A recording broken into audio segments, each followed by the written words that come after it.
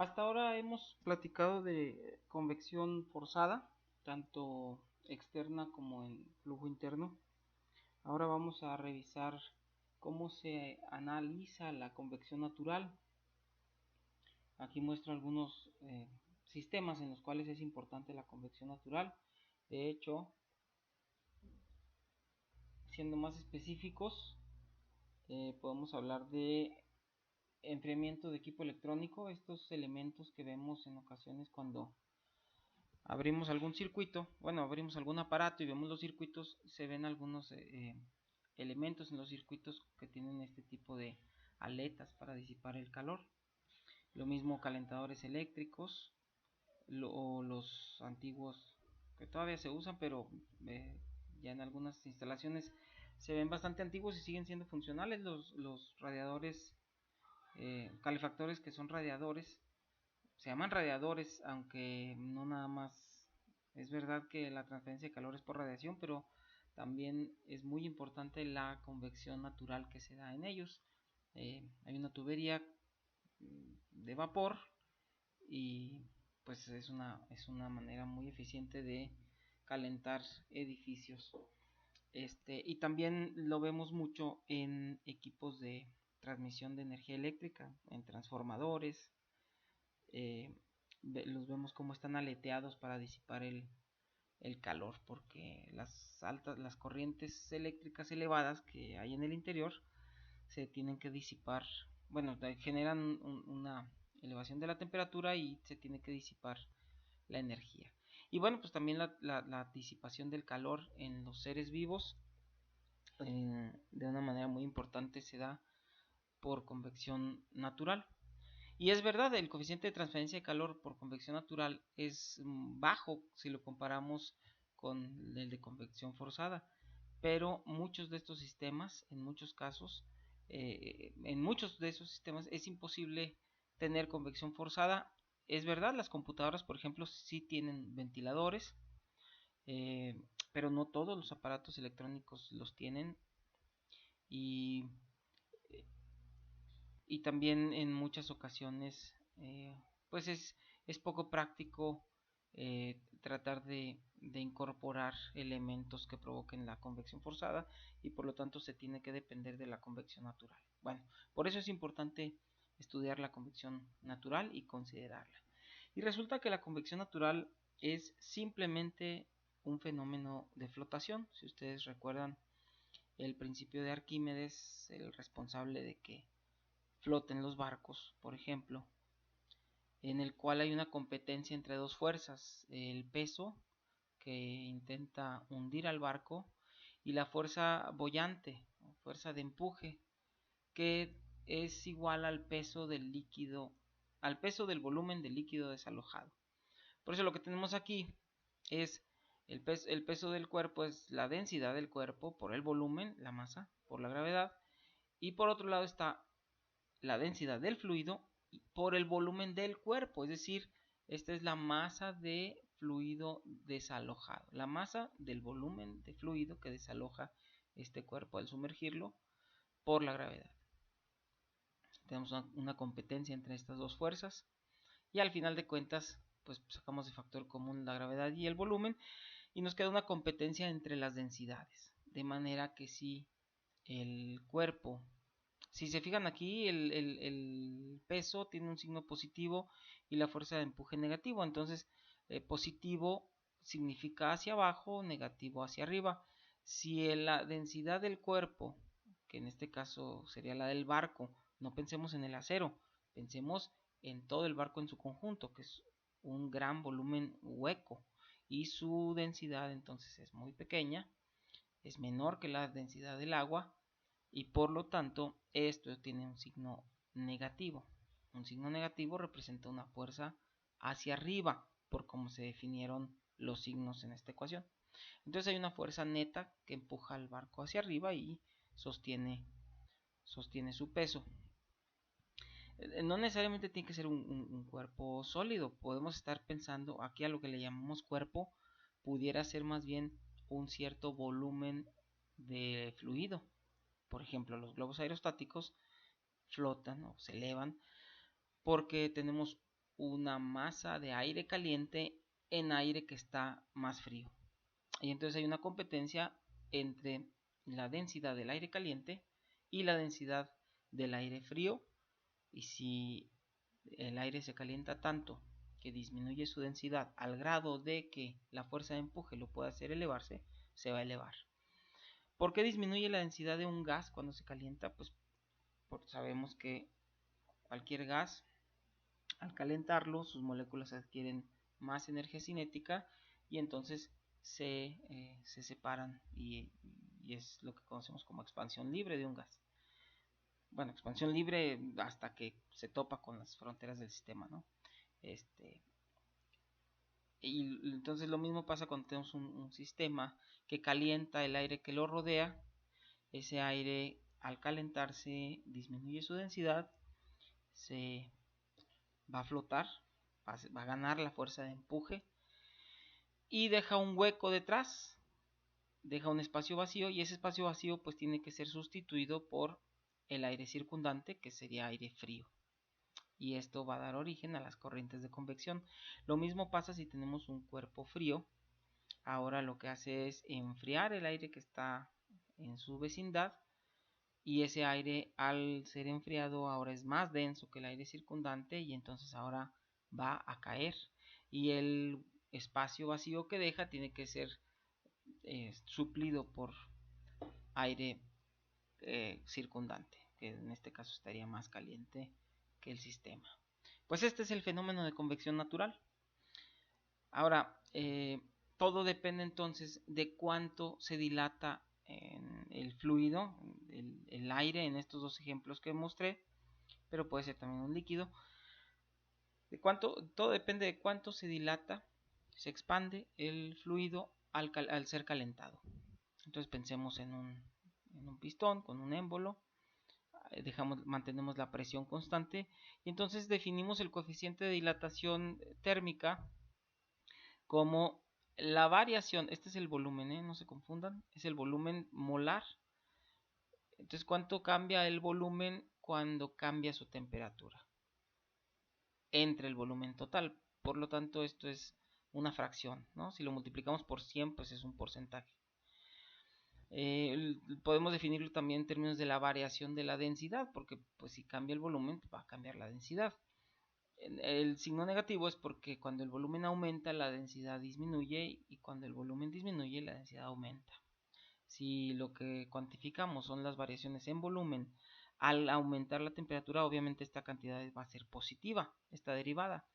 La densidad, por el contrario, su derivada, o sea, su razón de cambio cuando cambia la temperatura va a ser negativa porque la densidad disminuye, por eso el signo menos. Muy bien, este es el coeficiente de dilatación térmica y desde ahorita podemos ver que va a ser muy importante en el estudio de la convección natural. Si esta derivada la aproximamos por incrementos, esta derivada la podemos escribir más o menos aproximadamente así. Y esta diferencia de densidades es la diferencia de densidades que hay entre la densidad del medio, sin considerar la presencia del objeto, de la mano caliente o del tarro de cerveza que veíamos, la diferencia que hay entre el medio y la densidad que adquiere el aire o el fluido que está rodeando al cuerpo, que adquiere por estar en contacto con el cuerpo, dividido entre la diferencia de temperaturas entre la temperatura a la que estaba el fluido y a la temperatura a la que está ahora por haber estado en contacto con el cuerpo. Todo esto es a presión constante. Muy bien.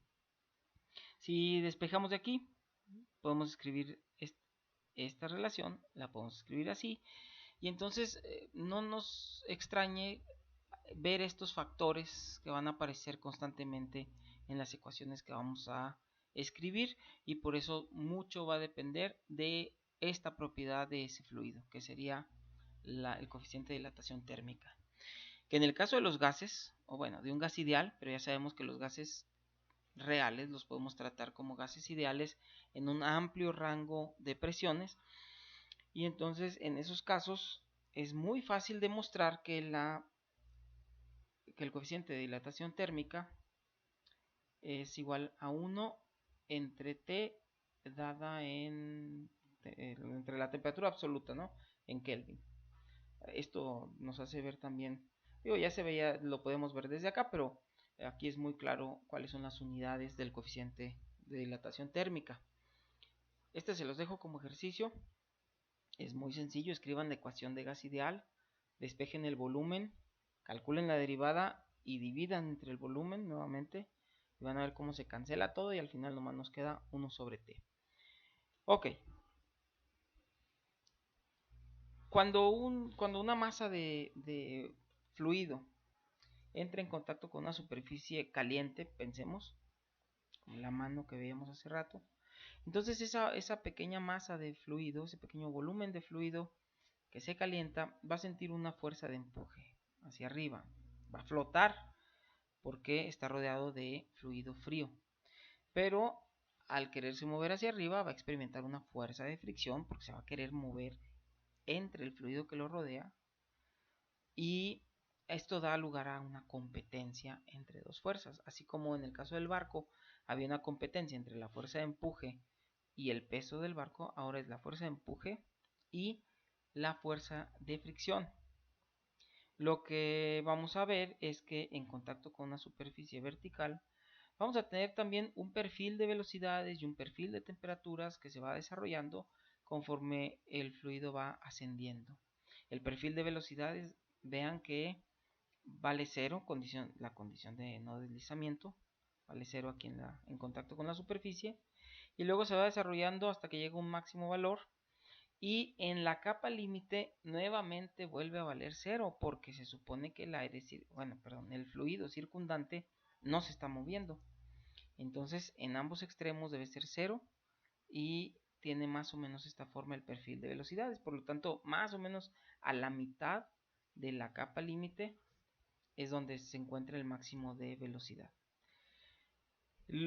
Con el perfil de temperaturas no sucede eso. El máximo de temperatura es obviamente en contacto con la pared caliente, y esa temperatura va disminuyendo gradualmente hasta que llegamos a la temperatura del medio circundante en la frontera, ¿no? Entre la capa límite y el medio que lo rodea. Muy bien, pues tenemos que aplicar nuestras ecuaciones de continuidad, de movimiento y de energía para este sistema con estas condiciones de frontera que hemos definido. Ya saben ustedes cómo se trabaja para entonces obtener la temperatura como función de x y luego con la definición del coeficiente de transferencia calcular la derivada, evaluarla, y de ahí obtendríamos el H o el Nusselt. Así es como vamos a proceder. Muy bien. No voy a escribir todas las ecuaciones, nomás voy a escribir aquí la ecuación de movimiento, porque lo que me interesa ahorita es hacerles ver. Todos estos son los términos que aparecen constantemente en la ecuación de movimiento.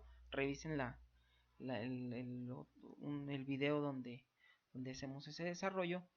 Pero ahora aquí en este problema, al adimensionar las cantidades, por eso tienen el asterisco, todas las cantidades ya están adimensionadas, aparece este factor que multiplica a la temperatura adimensional.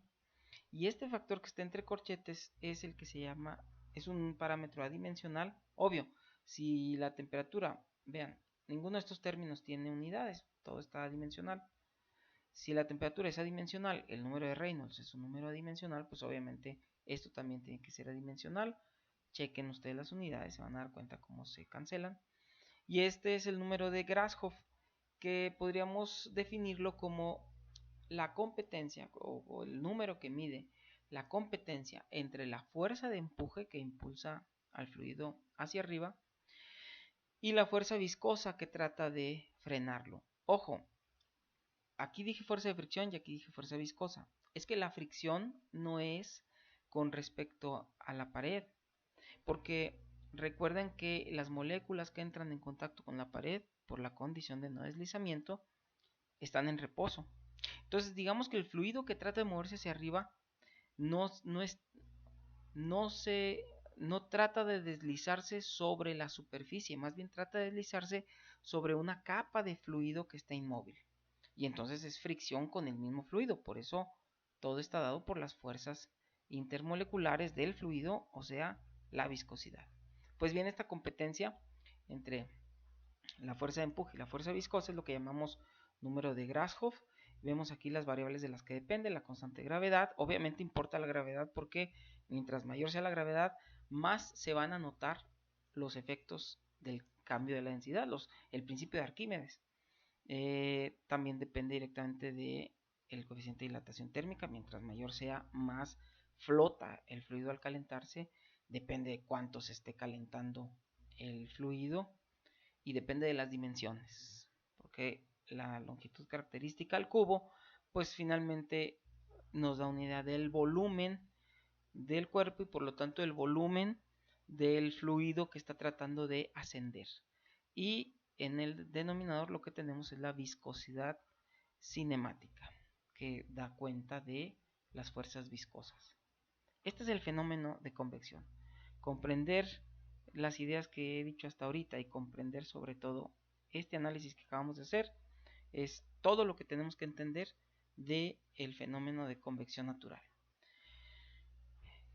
Si nosotros pudiéramos ver las líneas de flujo, podríamos darnos cuenta que en algunos casos tenemos líneas así, claramente flujo laminar, y luego en otros casos empiezan a formar turbulencias, o sea, literalmente tenemos flujo laminar y flujo turbulento.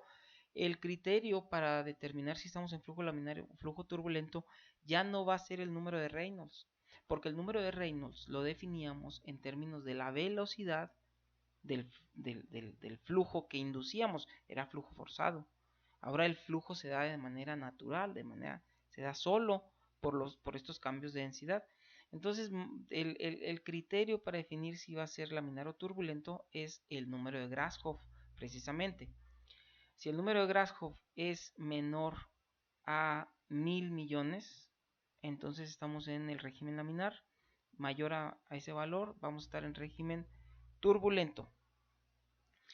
El número de Grashof también lo podemos entender como una comparación entre qué tan fuertes son los efectos de la convección natural contra los efectos de la convección forzada. Si vemos la competencia entre estos dos números, si el número de Grashof es mucho menor que Reynolds, o lo que es lo mismo, el cociente entre estos dos números es mucho menor a 1, ojo, Grashof pequeño, Reynolds grande, quiere decir que los efectos de la convección natural son despreciables. Grashof entonces es el gallo de la convección natural, Reynolds de la convección forzada. Si por el contrario gana Grashof, quiere decir que la convección forzada es la que es despreciable en comparación con la natural. Y si ambos números son comparables, entonces quiere decir que ambos fenómenos deben considerarse. Y ahorita al final les voy a mostrar les voy a decir cómo se deben considerar juntos estos dos fenómenos. Muy bien. Regresando a la ecuación de movimiento que habíamos escrito así, no voy a escribir la ecuación de continuidad, esa sigue siendo igualita. Quiero escribir la ecuación de energía, que nos quedaría así. Recuerden que la ecuación de continuidad y la ecuación de movimiento nos daban la solución para la U y la V en términos de X y Y. Aquí hay un pequeño cambio porque resulta que en la ecuación de movimiento ya aparece la temperatura. Entonces, bueno, están acopladas estas ecuaciones. Es más compleja la solución.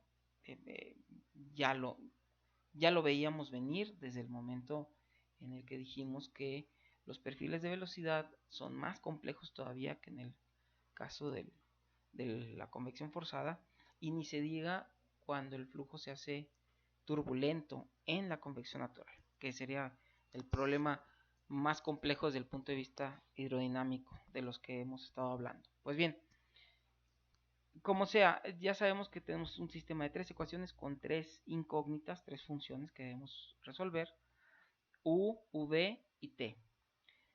Lo que quiero hacer notar es que esta ecuación, la ecuación de la energía, hace evidente el hecho de que la temperatura va a ser función de X y Y, y también va a depender de cuánto valga el número de Prandtl y el número de Grashof.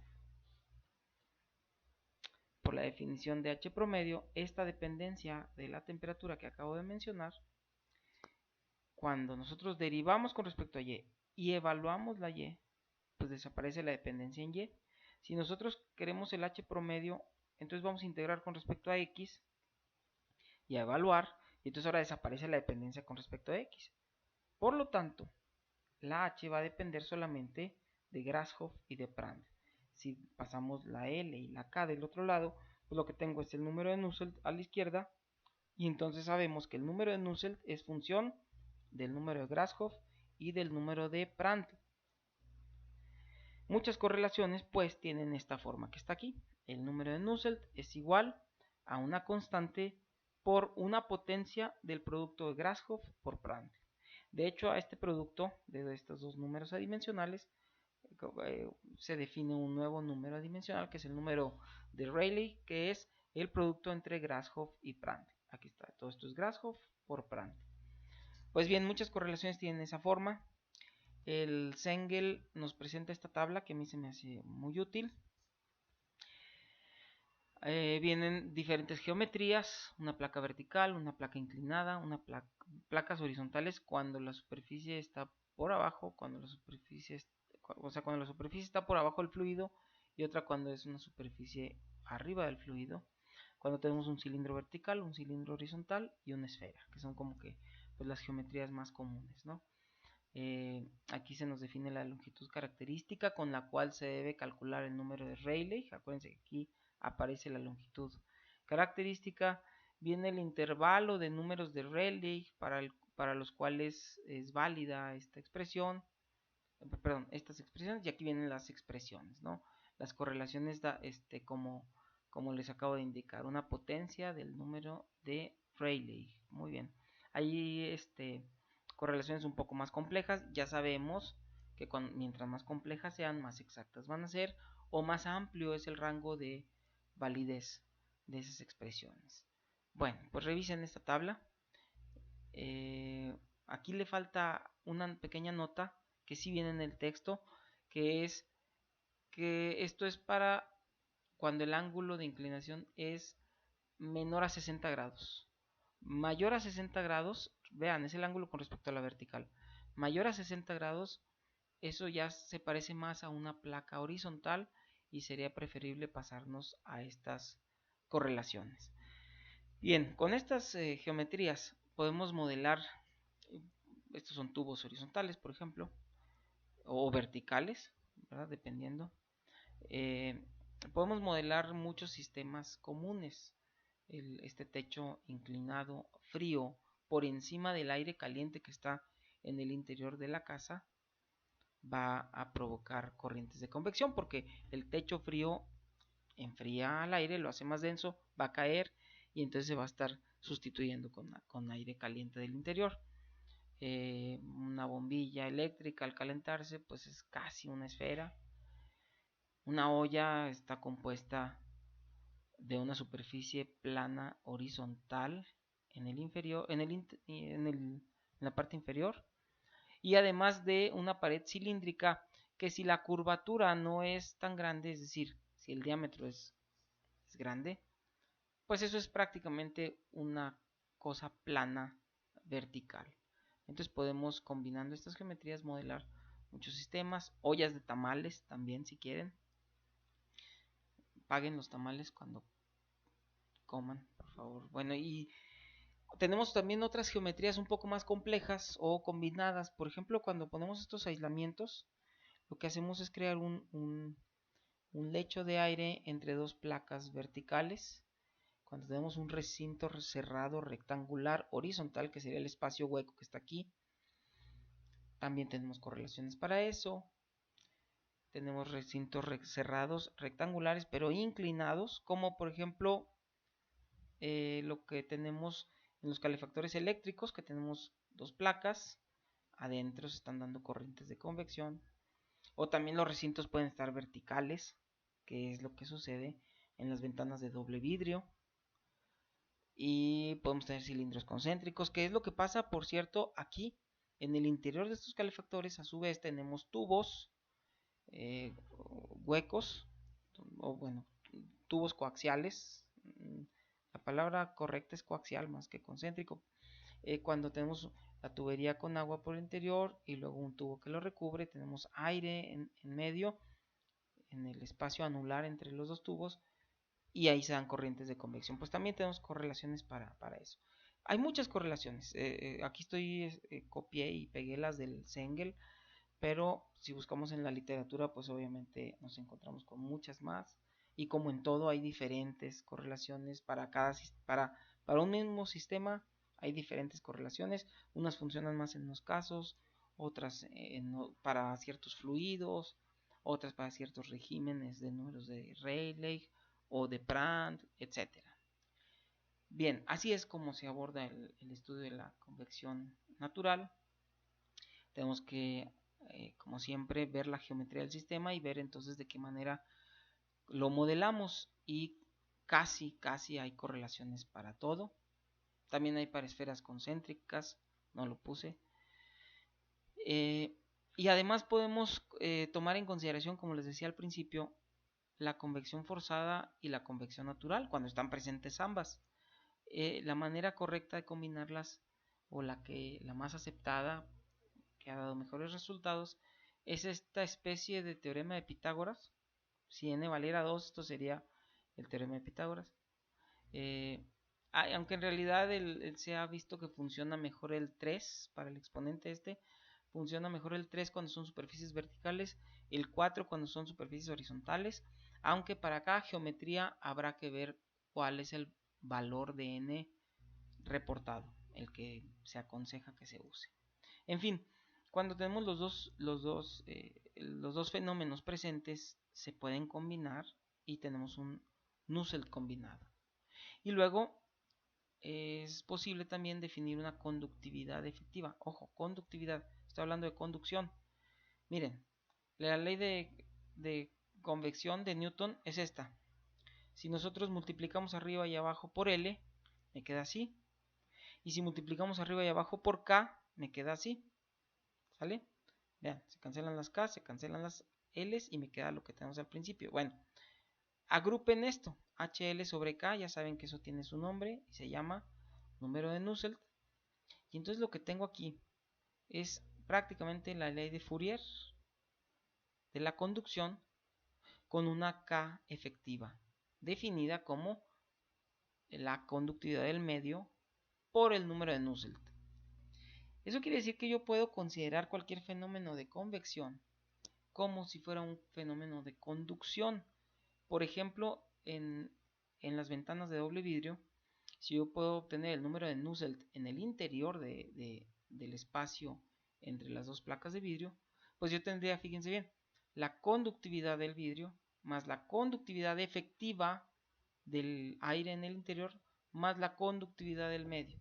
Tendríamos tres resistencias en serie y entonces las sumo como estamos acostumbrados a hacerlo, y de esta manera podemos considerar combinados los efectos de conducción con convección.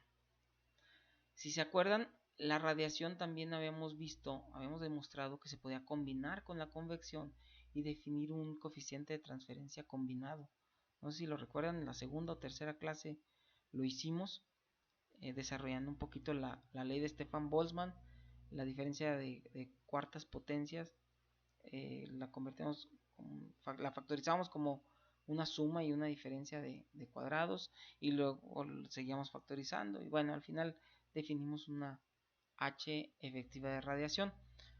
Como ya habíamos demostrado que se puede combinar esto, entonces quiere decir que, vean, podemos combinar convección natural con convección forzada de esta manera y tener la convección total.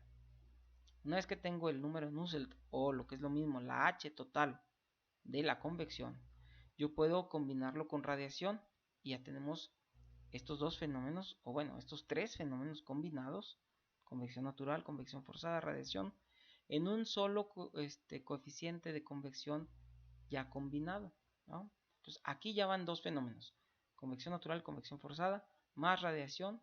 Ya llevamos aquí estos. Ahora, si además con este coeficiente de convección combinado defino el Nusselt de esta manera combinado, pues tengo una conductividad efectiva que se refiere a toda la convección, o más bien a toda esta combinación de fenómenos, Y si además le sumo la K total de la conducción, que a su vez puede ser la combinación de varios sistemas en serie o en paralelo, entonces puedo tener una conductividad global. Lo que les quiero decir con esto es que al final de cuentas podemos combinar todos los fenómenos de transferencia de calor en una sola conductividad global y al final de cuentas regresarnos a nuestra bien conocida ley de Fourier. ¿Ok? Bueno, espero les sirva esto.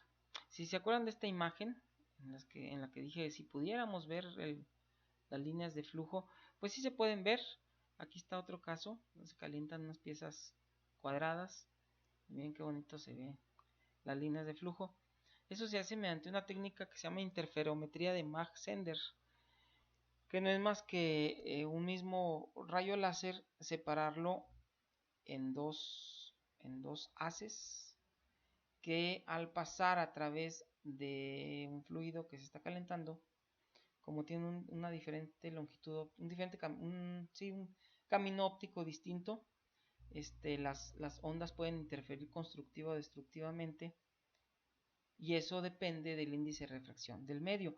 Y como el índice de refracción cambia, el índice de refracción de los fluidos cambia con la temperatura, pues entonces esas diferencias de índice de refracción se traducen en interferencias constructivas o destructivas. Entonces se ve iluminado o se ve oscuro, así como lo estamos viendo aquí.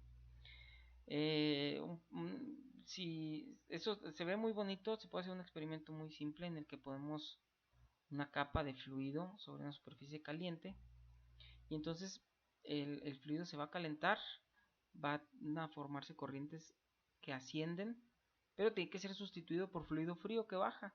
Y entonces la manera como pueden darse estas corrientes de manera más eficiente